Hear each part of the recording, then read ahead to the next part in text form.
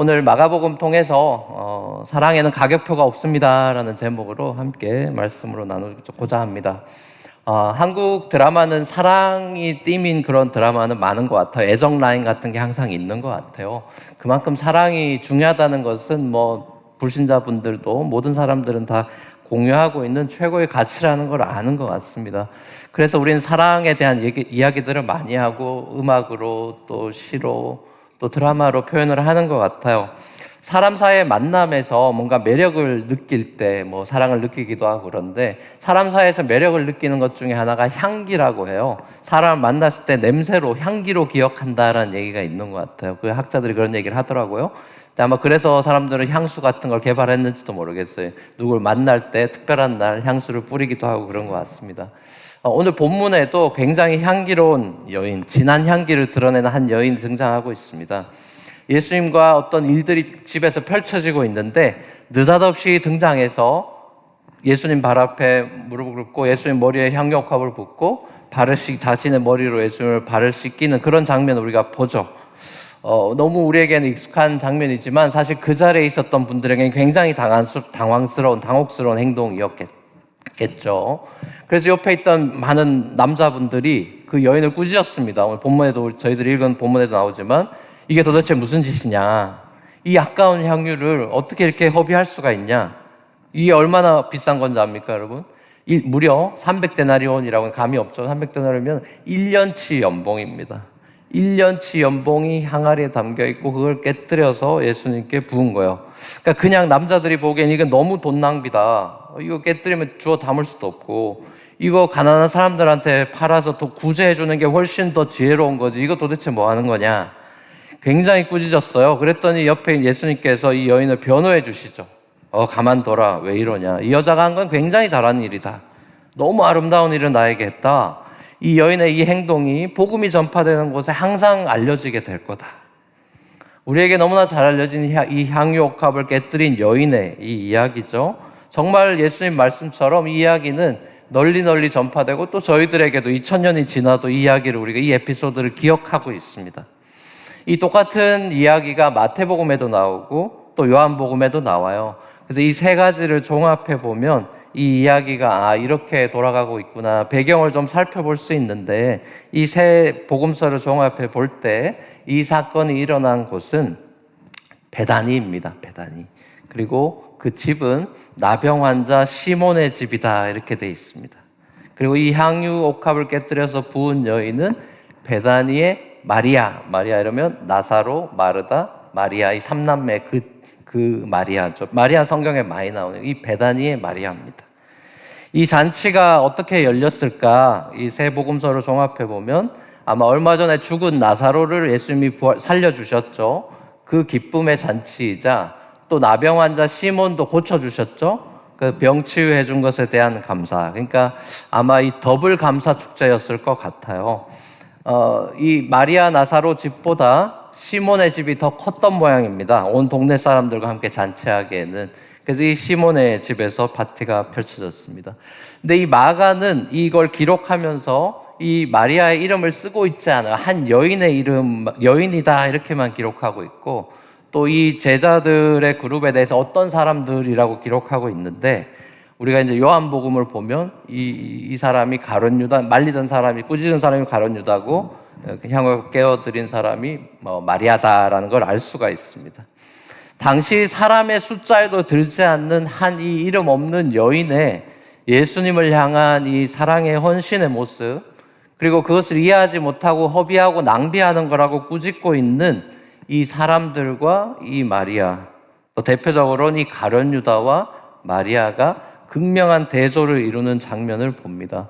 가룟 유다가 이렇게 그 여인을 꾸짖었지만 사실은 가난한 사람들한테 구제하는 게 훨씬 더 좋지 않냐? 왜 그렇게 안 했냐라는 게 참 뜻은 아니었다는 것을 요한복음을 보면 알 수 있습니다. 요한복음 12장 6절에 같은 사건을 기록한 데 보면 이렇게 가룟 유다의 진위가 나오고 있습니다. 같이 한번 읽어볼까요? 시작. 이렇게 말함은 자들을 생각함이 아니요 그는 도둑이라 돈깨를 맞고 거기에 넣는 것을 훔쳐가미로라. 그렇죠. 가난한 사람들을 위해서 그런 얘기를 한 게 아니에요. 이게 이 가룟 유다는 돈에 대한 생각으로 가득 차 있는 사람입니다. 그래서 딱 봤을 때 가격이 견적이 나오는 것이죠. 자, 이걸 헌금해서 가난한 사람들한테 주면 좋았겠다 하지만 실상은 그것을 만약에 본인이 재정 어카운트로 가지게 되면 거기서 이제 자기가 뭔가 삥땅을 해먹을 교활한 그런 수작이 들어있는 걸 알 수 있어요. 아마도 이 3년 동안 예수님의 그 어카운트를 관리하면서 분명히 재정 비리가 많이 있었던 게 틀림없고 가룟 유다는 예수님을 따라다니고 있지만 그 마음 속에는 가증함이 있죠. 네, 마음은 콩밭에 가 있는 것입니다. 예수님을 쉽게 말하면 사랑하지 않는 것입니다. 그래서 결국 오늘 본문 다음에 바로 10절 말씀에 보면 바로 이 아름다운 장면에서 가룟 유다는 나와서 대제사장하고 실제로 넘겨주려고 거래하는 장면이 나옵니다. 예수님 자기 스승이 죽는다고 하는데 슬퍼하기는커녕 이용해 먹을 생각을 하고 있고 우리가 알다시피 은삼십에 결국 스승을 팔아넘기는 장면도 보게 되죠.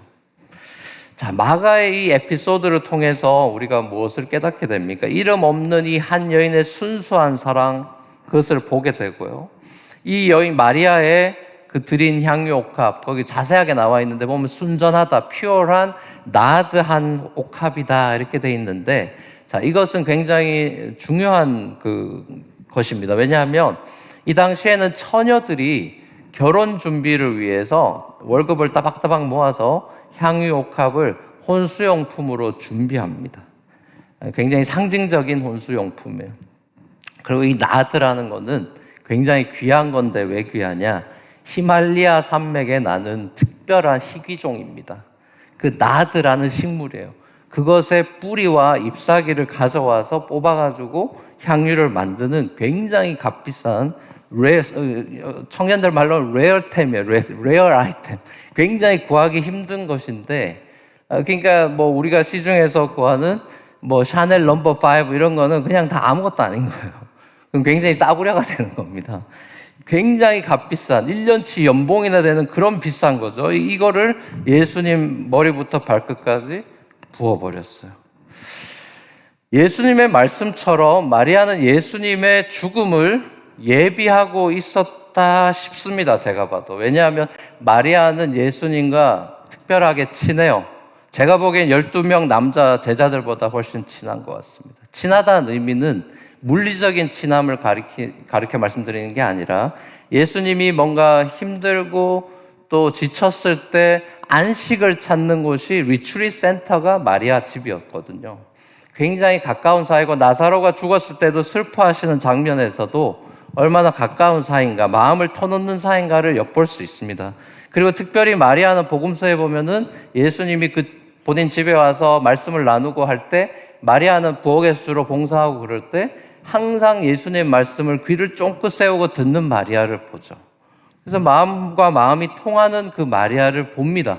그러니까 예수님의 말씀을 허투루 듣지 않는 거죠. 남자 제자들은 예수님이 분명히 내가 죽고 3일 만에 살아날 거예요 여러 번 말씀하셨는데, 죽음에 대한, 십자가 죽음에 대한 예고를 하셨는데 남자 제자들은 귓방으로도 듣지 않았어요. 왜냐? 이 사람들의 마음은 예수님이 왕으로 등극하면 누가 오른쪽에 앉을 거냐, 왼쪽으로 앉을 거냐, 요것만 늘 관심이 있었고 늘 그런 얘기를 했기 때문에 예수님의 십자가 죽음에 대해서 귓방으로도 안 들었죠. 근데 이 마리아는 제가 보기에 그것을 귀 기울여 들었던 것 같아요. 그리고 어쩌면 마음 아파했을 것이고 여자의 직감으로 진짜 이제 얼마 남지 않았을 수 있다라는 걸 예감했던 것 같아요. 그래서 이때다 싶어서 그 향유옥합을 예수님께 깨뜨린 것 같아요. 아까 제가 이 향유옥합 어떤 거라 했습니까? 향유옥합이라 그래. 그 신랑을 위해 준비한 혼수용품이라 그랬죠. 이게 무슨 말입니까? 예수님 당신이 나의 신랑입니다. 이런 고백이죠. 그래서 예수님께 드리는 거예요. 당신이 나의 유일한 사랑이고 신랑입니다 하고 사랑 고백을 한 것이죠. 자, 그 주님의 마음을 위로해드리고 또 그 십자가를 예비하는 이 마리아의 모습을 봅니다. 남자 제자들 3년이나 쫓아다니고 그 기적도 많이 보고 그 사랑을 받았던 사람들, 그리고 가룟 유다도 마찬가지죠. 자, 이 사람들은 정작 돈과 성공에 눈이 멀어 있었지만 마리아는 오롯이 예수 그리스도와 눈이 마주쳐 있고 예수님만 바라보는 사람이에요. 진정한 사랑이 이런 거겠다 싶습니다. 누군가를 사랑하면 그 사람만 보이는 법 아닙니까? 가룟 유다와 제자들뿐만 아니라 오늘날도 예수님의 제자라고 자처하는 수많은 제자 훈련 프로그램을 마친 수많은 제자들, 자, 그 제자들에게 이 마리아 같은 사랑이 있는지 질문해 보고 싶습니다. 10년 전에 한국에서 이런 리서치를, 설문조사를 한 적이 있어요. 한국 기독교 목회자 협의회라는 데랑 글로벌 리서치가 공동으로 이런 설문을 했는데, 어떤 설문이냐면 2012년, 한 10년 전이죠. 한국인의 종교 생활과 의식 조사라는 것을 이제 실시를 했는데, 그 여러 질문 중에 크리스찬들한테는 이런 질문을 했어요. 당신은 왜 교회를 다니시고 신앙생활을 왜 하십니까? 이렇게 크리스찬들한테 질문을 했습니다. 자, 그 결과가 어떨 것 같아요? 당신 왜 교회 다니고 왜 신앙생활 합니까? 라고 질문했을 때 한국의 크리스찬들이 이렇게 대답을 했어요. 1등이 뭐였냐면은 38.8%가 마음의 평안을 얻기 위해서입니다. 이렇게 대답을 했어요. 교회 다니는 이유에 대해서. 자, 그리고 두 번째 2등으로 나온 것은 구원과 영생을 얻기 위해, 이게 31.6%였어요. 자, 그리고 3등으로 18.5%는 건강이나 재물이나 성공 같은 그런 축복을 받으려고요 라고 대답했고, 그 다음에 7.7% 정도는 가족이 가자고 하도 졸라서 가족의 권유로 교회를 다니고 있습니다. 자, 그리고 마지막으로 3.5%는 성도들하고 친교하려고 다닙니다. 이렇게 대답을 했어요. 최근에도 이 목회 데이터 연구소에서 이런 비슷한 그 조사를 했는데, 최근에도 10년이 지나도 역시 1등은 마음의 평안이었어요. 제가 이 설문을 보고 저는 굉장히 충격을 받았습니다. 여러분 어떠신지 모르겠어요. 이 도표를 보고 저는 충격을 받았어요. 모든 대답이 나 중심이었기 때문이에요. 내가 마음의 평안을 얻기 위해, 내가 구원과 영생을 얻기 위해, 내가 돈과 성공과 명예와 이런 것 축복을 받기 위해, 내가 친교하기 위해, 다 그 주어가 나더라고요.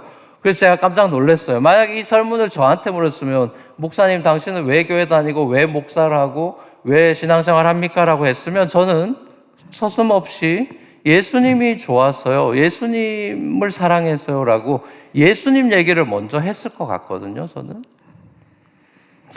그래서 참 이 결과를 보고 굉장히 마음이 아팠어요, 저는 솔직히. 예를 들면 이런 겁니다. 결혼한 부부에게 5년차, 10년차, 20년차, 30년차 된 부부들에게 왜 결혼하셨습니까? 라고 질문을 한다고 봐요. 그 질문에 대한 대답이, 한번 속으로 생각해 보세요. 왜 결혼하셨습니까? 그러면 지금 결혼 생활 왜 하십니까? 라고 질문을 했을 때, 모르겠어요. 다양한 대답이 가능할 수 있겠죠? 뭐 애들 때문에요, 이럴 수도 있고, 헤어질 수 없어서 못 헤어지고 있습니다 하실 수도 있고, 뭐 혼자 살면 외로운데 적적한데 둘이 살면 기대고 얼마나 좋습니까? 뭐 편해서요, 이럴 수도 있고, 다양할 것 같아요. 근데 만약 그 질문을 초등학생들, 그 엄마 아빠가 왜 결혼한 것 같아? 라고 초등학생한테 만약에 질문했을 때 그 초등학생이 그러게 말입니다. 그러게요. 제 말이요. 이러면 이제 골치가 아픈 거죠. 그냥 자기 엄마 아빠가 아니라 애들을 반해서 애들한테, 야, 남녀가 왜 남자 여자 결혼하는 것 같아? 왜 결혼이라는 게 있는 것 같아? 그럼 초등학생들은 아마 한치의 주저없이 대답할 거예요. 좋아하니까요. 사랑하니까요. 그렇게 대답하지 않겠어요? 근데 그 애들의 대답을 어른은 못한단 말이죠. 여러분은 왜 교회를 다니십니까? 왜 퀸즈 한인 교회 이렇게 매주 다니시고 봉사도 하시고 헌금도 하시고, 아까 보니까 슈박스 그런데 헌신도 하시고, 왜 그러시죠? 예수님이 좋아서가 저는 답이 됐으면 좋겠어요. 고국으로부터 들려오는 여러 가지 교계의 어려운 소식들, 또 이민교회에서도 여러 가지 갈등과 교회의 어떤 문제들에 대한 이야기들이 막 요즘은 본물같이 언론이 많아져서 막 쏟아져 나오죠. 여러분, 도덕성이 무너진 데 근본이 있다고 생각하십니까? 크리스찬들이 이렇게 윤리적으로 좀 이상해져서 그렇다고 생각하십니까? 저는 그렇다고 보지 않아요. 크리스찬이 특별히 윤리적으로 더 낫다고도 보지 않고 또 예수 안 믿는다고 그 사람들이 엉망으로 사는 것 같지도 않아요. 윤리의 기준은 아닌 것 같습니다. 저는 근본적인 이유가 예수님을 사랑하지 않는 데 있다고 생각해요. 계시록에 나와서 묵상하면서 계시록을 통해 깨달았습니다. 주님께 책망받은 교회가 있는 계시록에 나온 소아시아 7교회 중에 처음 나오는 교회가 어떤 교회냐면 에베소 교회라는 교회인데, 자, 이 교회는 굉장히 자랑거리가 많은 교회예요. 왜냐하면 사도 바울이 무려 원로 목사입니다. 1대 목사가 사도 바울이고 한 3, 40년 동안 전통을 잘 유지하고 있는 굉장히 올토독스한 정통성을 가진 그런 교회예요. 자랑할 게 많은 교회입니다. 한 3, 40년, 계시록이 쓰여질 당시는 한 40년쯤 된 교회입니다. 교회 40주년쯤 된 교회예요. 자, 이 교회에 대해서 성령은 어떤 평가를 하시냐 하면은, 너희는 교리도 좋고 신앙도 좋고 이단도 물리치고 다 좋은데 너희는 처음 사랑을 버렸느니라, 이렇게 평가하십니다. 40년 된 교회지만, 너희가 사도 바울이 일대라고 자랑하고 그러지만 너희 교회는 처음 사랑을 버렸어. 예수님을 믿고 쫓아가는 예수님의 제자요 성도라고 하지만 그 사랑이 없어져 버린 교회다. 자, 그러면 이게 예수님의 평가에 대한 그 책망에 이어서 그 다음에 나오는 말씀은, 경고의 말씀은 뭐냐면은, 너희가 회개하고 처음 행동을 하지 않으면 촛대를 옮길 거다 그러십니다. 수많은 교회들의 문제나 어려움의 시작은 예수님께 집중하지 않는 데서, 예수님을 사랑하는 데서, 예수님을 바라보는 거에서 엉뚱한 것들을 바라보는, 거기서부터 저는 생겨난다고 생각합니다. 여러분의 삶의 어려움과 문제도 비슷할 거라고 생각해요. 주님을 사랑하는 마음에서 선악과로 마음이 향할 때 이상한 일들이 펼쳐지는 것이죠. 가룟 유다가 왜 예수님을 팔아먹을 정도로 타락했을까요? 처음 예수님 만났을 때부터 그랬을까요? 그렇게 생각하지는 않아요. 주님이 아니라 점점 더 돈이나 자신의 성공이 커 보인 거죠. 여러분, 돈을 왜 사랑합니까? 주님이 아니라 결국 자기 자신을 사랑하기 때문이죠. 죄의 핵심은 자기중심성 아닙니까? 자기를 부인하고 자기 십자가를 지고 따르는 게 예수님의 제자도라고 분명히 말씀해 주셨는데, 자기 유익을 구하고 십자가를 내팽개치고 요리조리 편한 방법을 찾아다니면서 어떻게 주님을 오롯이 사랑할 수가 있겠습니까? 자, 근데 이렇게 추악하고 음흉한 마음을 가지고 있는 이 가룟 유다도 예수님이 끝까지 사랑해주는 장면을 요한복음 13장에서 보죠. 우리가 흔히 말하는 세족식 장면이죠. 십자가 지시기 전날 밤 세족식 할 때 가룟 유다만 제껴놓고 딴 사람들 시켜주는 게 아니라 모두의 발을 씻겨줍니다. 그 모두를 위해 십자가를 치셨죠. 저희 아버님이 한국에서 목회를 하시고 이제 한 9년 전에 주님 품에 안기셨는데, 아버님은 10대 시절에 아주 어릴 때 양가 부모님을 다 잃었어요. 그리고 고아가 되셨어요. 그래서 이제 그 어린 나이에 그 사춘기나 이럴 때 이제 방황을 많이 하셨죠. 기댈 데가 없으니까. 그래서 뭐 술, 도박, 뭐 하여튼 그 당시에 그렇게 했던 그런 것들로 다 세상적인 걸로 찌들어서 굉장히 힘든 시간들을 많이 보냈고, 근데 이제 어머니와 이제 결혼할 총각 나이가 됐을 때 이제 주위에 아는 분이 이 어머니랑 연결을 중매를 해가지고 이제 결혼을 하시게 됐는데, 어머니는 경상도 분이고 아버지 서울 분인데, 어머니의 유일한 조건은 술 안 먹는 남자였어요. 근데 이제 중매할 때는 술 안 먹는다 그랬어요, 남편이. 근데 결혼해 보니까 술 고래인 거예요. 거짓말, 그러니까 전문 용어로 구라치고 결혼을 한 거예요. 그렇게 결혼을 하셔가지고 이제 어머니가 너무 고생을 많이 한 거죠. 맨날 술 먹고 들어와서 가정폭력을 해가고, 또 맨 위에 누나가 있는데 누나도 막 집어 던지려고 하고, 막 제정신이 아니니까요. 자, 그렇게 너무 힘든 삶을 사시니까 이제 어머님이 안 되겠다. 그래서 스스로 목숨을 끊을 결심을 한 3번쯤 하셨대요. 너무 이제 그 가정 삶이 힘드니까. 막 바다에 가서 막 물에 들어가 볼까도 하고, 절벽에서 뛰어내려 볼까도 하고, 뭐 별의별 행동을 다 했는데 애 때문에, 그 딸 때문에 눈이 아른거려서 못 죽겠더래요. 그런 가운데 이웃 주민의 이제 전도를 받아서 부흥 사경에 참석하셨다가 이제 예수님 만나게 되고 완전히 삶이 바뀌고 아버지도 이제 전도해야 되겠다 해서 같이 교회 신앙생활을 했는데 아버지는 저 끝에 뒷자리에 앉아 계시고 이제 아무것도 예배만 드리지 뭐 끌려왔지 아무 소리도 안 들리는 그런 생활을 했죠. 근데 이제 본인이 자기도 이제 삶을 좀 바꿔볼 마음이 있으니까 뭐 성경도 읽어보고 뭐 다 나름대로 했는데 이게 다 워킹이 안 되는 거예요. 그래서 이제 이게 아무리 해도 안 되니까, 노력해도 안 되니까 성경책하고 뭐 신앙서적들 이거 다 모아가지고 아궁이에 집어넣고 이제 다 불태우고 이제 난 예수 안 믿는다. 이렇게 이제 작정을 하고 딱 아궁이에서 다 하나하나 집어 던지고 있다가 맨 마지막 책을 그래도 한번 보자 그래서 딱 열었다가 봤는데 거기에 잠언 말씀이 적혀 있었대요. 의인은 7번 넘어져도 8번 일어서느니라. 그 뻔한 7.8기로 우리가 알고 있는 그 잠언의 말씀을 읽을 때 성령이 역사한 거예요, 여기서. 인생의 희망과 소망을 다시 가지고 해야 된다는 그 강력한 마음을 주신 거예요. 그래서 다시 교회를 가시게 됐는데 그 부흥성회 때 이제 옛날에 시골에는 일주일 했거든요. 뭐 새벽도 하고 아침도 하고 저녁도 하고 그 일주일 하는 그 부흥성회 때 진짜 성령의 충만함을 받게 돼서 완전히 회개의 역사가 일어나서 소위 말하는 떼굴떼굴 구르는 회개를 하게 되고 예수님의 그 죄 용서하심, 자신의 이 엄청난 죄에 대해서 다 예수님이 십자가에 지셨다라는 것이 너무나 감격해서 그 십자가 예수님을 만나고 주체할 수 없는 감격으로 이 전국을 돌아다니면서 기차 타고 돌아다니면서 2, 3년 전국 방방곡곡 기차 전도 여행을 하셨어요. 그리고 본교회로 돌아와서 담임 목사님한테 내가 신학교 가도 되겠냐, 목사가 되고 싶다 이런 얘기를 하시니까 신학교 가라고 추천도 해주시고 또 그 당시에 있었던 부흥성에 이제 강사님이 오셔서 이제 교회 예배당 부흥하니까 이제 교회당을 건축해야 돼. 아버지가 그렇게 레디컬리 바뀐 걸 보고 사람들이 동네 주민들이 너무나 놀라고 그래서 교회가 막 부흥이 된 거예요. 근데 이제 부흥성회 하실 때 이제 예배당 져야 되니까 옛날 부흥사님들은 금액을 단도직입적으로 얘기했어요. 100만 원 할 사람 손 들어라 막 이렇게 나옵니다. 요즘 같으면 되게 막 으아 이러죠.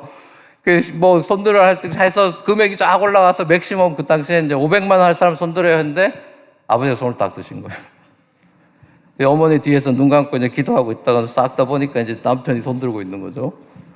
그게 예배 끝나고 집에 와서 어떻게 됐겠습니까? 예. 둘이 얼싸안고 춤췄답니다. 너무 기뻤대요. 하나님께 다 드린 게 너무 감사했대요. 시골에 집을 다 팔고요. 말 그대로 리터럴리 전설에만 듣던 전 재산을 바쳤습니다. 그것도 모자라가지고 그 시골 예배당을 아버지가 직접 벽돌로 집사님들하고 벽돌로 교회당을 건축을 했어요. 지금도 감이 있습니다. 영천 단포교회라고. 여러분 이 정도 되면 어떤 생각이 드십니까? 야, 이 사람 미쳤네. 광신도 이거 이단 아니에요? 전 재산을 그렇게 하나님 앞에 바친 저희 가정이 어떻게 됐겠습니까? 보통 훈훈한 마무리는 뭐죠? 주님이 역전을 주셔서 알고 봤더니 할아버지가 남긴 유산과 땅이 있더라. 역시 바쳐야 돼. 바치면 더 더블로 와. 막 이러면 이제 훈훈한 마무리가 될 텐데 저희는 쭉 가난했습니다.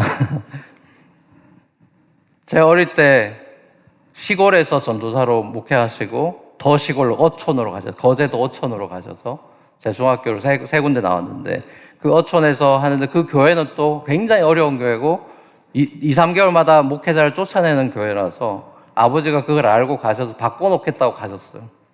20일 뭐 그전엔 40일 금식 기도도 하시고 가셔도 20일 금식 기도 몇 번씩 하시고 그랬는데 그 악한 무리들이 교회에 있었어가지고 이게 안 되는 거예요. 그래서 쫓겨났어요. 엄동설에 쫓겨나서 창원에 와서 이제 개척을 하시게 된 거예요.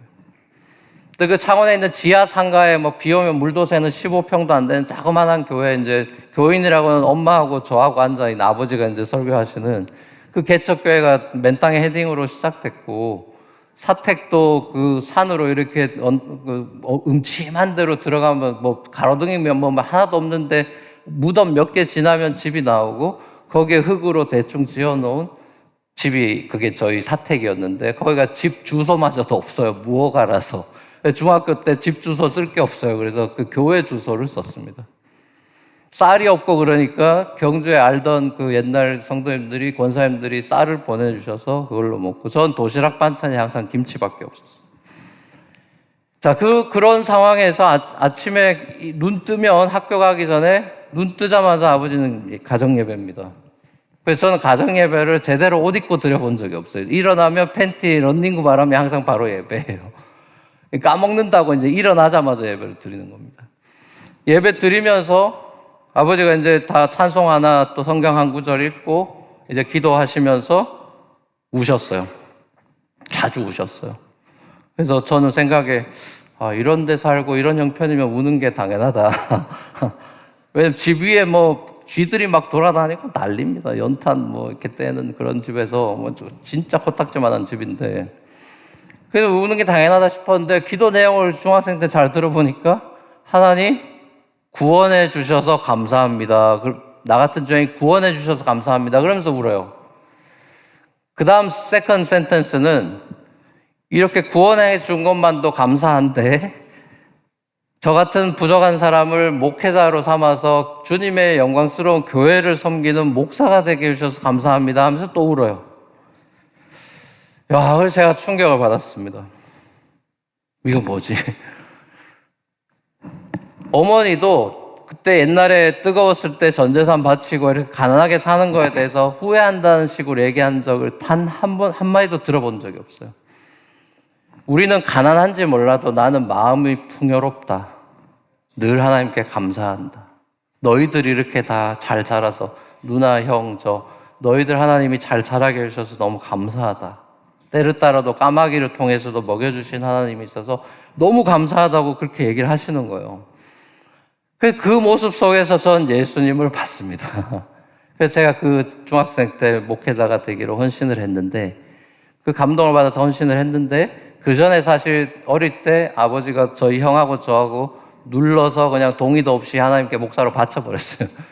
서원 기도라고 하는 걸 해버렸죠. 형님 지금 버지니아에서 목회하고 있습니다. 그냥 아버지는 모든 걸 다 바치는 거예요. 좋은 건 다 갖다 바치는 거예요. 아버지에게 예수님은 정말 모든 것이었던 것 같아요. 밭에 감추인 보화를 발견하고 다 팔고 그 보화를 사는 거죠. 보화가 더 귀한 거잖아요. 목회를 하면서 아버지 생각이 많이 납니다. 그리고 이제 저도 힘들고 이럴 때 또 철이 없을 때 아버지께 어떻게 이런 시간들을 보냈냐 여쭙고도 싶고 그런데 이제 주님 품에 가셨으니까 여쭐 수는 없죠. 여러분, 예수님이 여러분들에게 바라시는 게 뭐겠습니까? 뭐 이런 헌금을 강요하겠습니까? 헌신을 강요하겠습니까? 예수님은 여러분을 사랑해 주셨고 그 순수한 사랑을 기대하시는 거예요. 그래서 성경에 단도직입적으로 나옵니다. 나는 제사를 원하지 않고 인애를 원한다. 예수님도 그 얘기를 호세아 인용하면서 하셨어요. 쉽게 말하면 이런 겁니다. 난 다 필요 없다. 너만 있으면 된다. 나의 사랑, 나의 어여쁜 자야, 일어나 함께 가자라고 우리에게 손을 내미실 때 그 손은 못자국 난 손이죠. 마리아의 헌신이 강요로 이루어질 수 있는 게 아니죠. 받은 사랑이 클수록 헌신은 큰 거예요. 그것도 누가복음에 사실 나오는 얘기입니다. 마리아는 예수님을 위해 깨뜨린 그 향유옥합을 가룟 유다는 허비했다 그랬지만 이 마리아는 허비한 거라고 생각하지 않았어요. You are worthy라고 생각했단 말이에요. 예수님을 너무 사랑했기 때문에. 그리고 예수님의 그 십자가 동참에 이렇게라도 참여하고 싶었던 것이죠. 전 이 패시지를 보면서 진짜 사랑에는 가격표가 없구나. 사랑 없는 가룟 유다는 딱 가격 견적이 나왔지만 이 사랑의 눈으로 보면 이것은 priceless인 것이죠. 가격표가 없는 거예요. 가격을 매길 수가 없어요. 예수님은 그 프라이슬리스한 러브를 본 거예요. 마리아의 그 가격표 없는 순수한 사랑을 보시고 이게 계속 전파돼야 된다고 얘기를 하신 겁니다. 저는 마리아나 저희 아버지의 헌신을 보면서 굉장히 놀랍다. 이런 분들이 있구나. 이런 놀라움이 있지만 사실은 더 놀라운 것은 도대체 예수님이 어떤 분이시길래 이런 헌신하는 사람들이 있지? 어떻게 목숨을 거는 순교를 할 수 있지?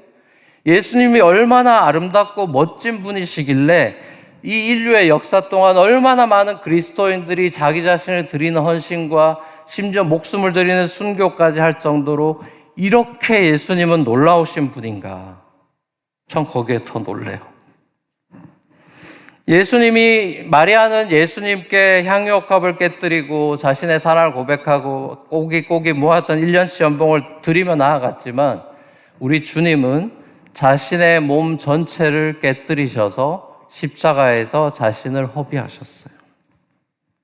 일부만 내어주신 것이 아니라 자신의 모든 생명을 우리에게 내어주셨죠. 그것이 우리는 Amazing Grace라고 찬양하는 것이죠. 우리에게 있는 물질, 시간, 재능 다 주님께서 우리에게 주신 선물이라서 그 감사함으로 이제 다음 주에 여러분 땡스기빙 때 주님 앞에 예물도 드리고 하는 것 아니겠습니까? 우리 존재의 이유가 되시니까요. 우리의 모든 사랑의 근거가 되시니까요. 주님께서 우리에게 모든 걸 주셨는데 우리는 어떻게 반응할 것인가? 그것은 여러분들의 자유입니다. 우리 주님은 강요하지 않아요. 얼마 헌금하라고 강요하지 않습니다. 여러분이 받은 사랑만큼 주님께 그 사랑을 고백하는 거예요. 여러분의 삶에는 우리를 죽도록 사랑하신, 자기 몸을 십자가에서 깨뜨리신 예수 그리스도의 이 놀라운 진한 사랑의 향기가 여러분의 삶 가운데 배어 있습니까? 전 21세기의 마리아를 좀 더 만나보고 싶습니다. 이 마리아, 그리고 저희 아버님 같은 그런 정말 순수하게 주님을 사랑하는 사람들과 더 순모임하고 싶고, 더 대화 나누고 싶고, 교제하고 싶어요. 무엇이 당신의 전부를 드릴 수 있게 한 것인지, 예수님의 어떤 아름다움을 보셨어요? 라고 질문해 보고 싶어요. 아낌없이 주는 게 사랑이고, 단순하고 지고지순한 사랑임을 좀 더 경험해 보고 싶습니다. 우리의 모든 것을 다 드려도 채울 수 없는 그분의 아름다움과 영광을 우리가 날마다 교회 안에서도 또 가정 안에서도 바라볼 수 있으면 좋겠어요. 그래서 그 영광의 빛 속에서, 아까 우리 찬양했잖아요. 예수 우리들의 밝은 빛. 그렇죠? 세상은 빛이 필요하거든요. 우리 좀 있으면 성탄절도 되지만, 특히 제가 있는 맨하탄도 마찬가지. 크리스찬들이 5%도 안 되는 그런 어두운 땅에서 빛이 필요하잖아요. 예수님이 필요하잖아요. 모두가 필요하거든요. 맨하탄에서도 17년 사역하면서 많은 젊은이들이 회심하고 빛 대신 예수님께로 나와서 그동안 수백 명에게 세례를 베푸는 것이 제 목회의 영광이었습니다. 이 시대에 전도 안 된다, 어쩐다, 온갖 얘기들을 해도 여러분, 예수님은요, 놀라운 분입니다. 구원할 자를 찾으시고요, 회심시키시고요, 그런 부흥의 역사들을 하나님이 하십니다. 저는 퀸즈 한인교회를 통해서 주님이 이 퀸즈 지역에 그런 빛된 영광을 누리게 하실 줄로 믿습니다. 그 주님의 사랑이 여러분에게 오롯이 그 사랑의 향기가 배어들 때 자연스럽게 그 향기, 냄새는 먹는 대로 나오는 거잖아요. 말씀을 먹으면 말씀대로 나오겠죠. 그분의 발등상 앞에서 모든 부와 존귀와 영광이 죽임당한 어린 양께 있도다 라는 그 놀라운 찬양의 고백과 사랑의 고백을 드릴 수 있는 저와 여러분들, 우리 퀸즈 한인교회가 될 수 있기를 우리 주님의 이름으로 간절히 축원합니다. 같이 우리 한번 기도하시겠습니다. 주님 앞에 우리 잠잠히 나아가며 기도했으면 좋겠습니다. 주님께서 제 삶에 함께 해주시고, 부족한 죄인된 저를 구원해 주시고, 저를 위해 모든 걸 깨뜨려 주시고, 제가 주님께 드릴 수 있는 것은 얼마 되지 않아서, 때로는 심지어 하나님께 드리는 헌금도 아까워할 때도 있는 이런 연약한 저이지만, 이런 죄인된 나를 위해 모든 걸 내어주신 주님 감사합니다. 제 삶도 이제 주님께 드리고 싶습니다. 제가 믿음으로 더 자라가기를 원하며 주님을 더 사랑하기 원합니다. 주님 앞에 간절한 마음을 한번 기도하고 찬양하며 나아가겠습니다. 같이 한번 기도하겠습니다.